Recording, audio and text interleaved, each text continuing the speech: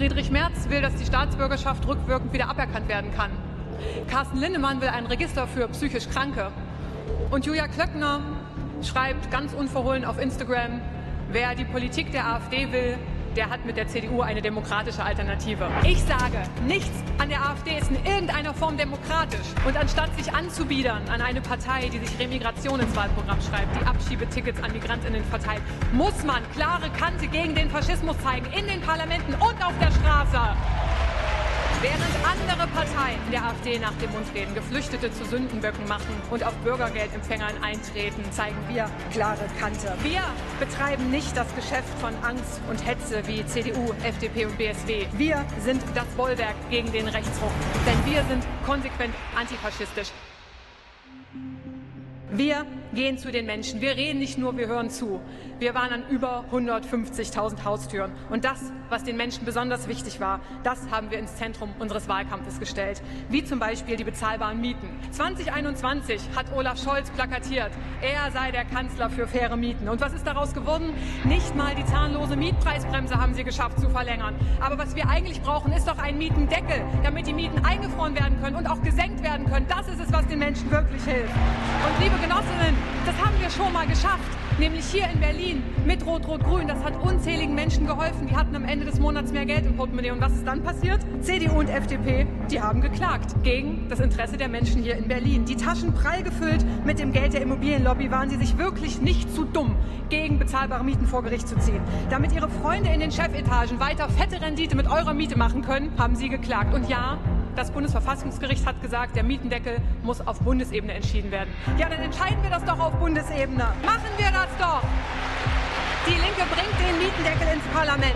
Und er wird kommen, auch wenn wir in der Opposition sind. Das hat schon beim Mindestlohn geklappt. Warum sollte das beim Mietendeckel nicht klappen? Wir machen das Leben so wieder bezahlbar. Das ist links, liebe Genossinnen.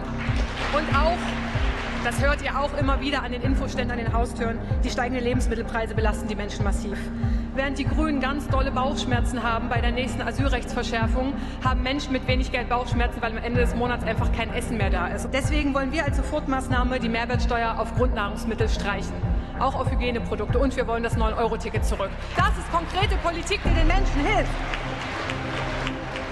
Ihr wisst, dass ich Milliardäre gerne gar nicht mehr sehen möchte. Das habe ich schon oft genug gesagt. Aber wir brauchen jetzt unbedingt eine Vermögensteuer, um ein gutes Leben für die große Mehrheit in diesem Land zu finanzieren. Damit die pervers Superreichen mit ihrem leistungslosen Vermögen von Hunderten Millionen und Milliarden sich endlich fair an der Finanzierung der Gesellschaft beteiligen. Und da geht es ja nicht nur darum, dass dieser unfassbare Reichtum ungerecht ist, sondern diese extrem Reichen gefährden auch unsere Demokratie. Wir sehen das doch gerade in den USA. Oligarchen wie Elon Musk, die sind die Geißel unserer Tage. Das dürfen wir nicht durchgehen lassen, dass Milliardäre sich die Meinung und die Mehrheiten kaufen. Niemand muss Milliardär sein. Wir legen uns mit allen hier in diesem Land, mit denen da oben an. Das ist links.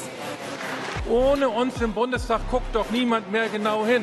Woher wissen wir denn die ganzen Skandale der letzten Jahre? Wer stellt denn immer die richtigen Fragen, bohrt nach und lässt nicht nach und bringt Informationen ans Tageslicht, was die da oben am liebsten verheimlichen wollen? Ich will, dass in diesen ganzen Talkshows und Rededuellen über das Elterngeld geredet wird, über unbezahlte Sorgearbeit, über häusliche Pflege, über eine echte, unbürokratische Kindergrundsicherung. Wir sind die Stimme der großen Bevölkerungsmehrheit in Deutschland im Bundestag. Wir bohren nach und ohne uns würden die da oben frei drehen. Wir sind wieder die Linke, die die Menschen in diesem Land brauchen und verdienen. Das sind unsere 3 zentralen Punkte: Mietendeckel, Vermögensteuer, und wir fragen nach und kontrollieren die Regierung. Alle wollen regieren, wir wollen verändern. Das ist links.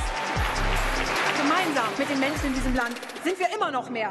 Also lasst uns 2025 zum Wendepunkt machen. Wir haben jetzt noch 36 Tage, wir gehen jetzt raus und gewinnen diese Wahl. 5% und 3 Silberlocken und wir sind wieder drin im Bundestag. Die Zukunft, sie ist links.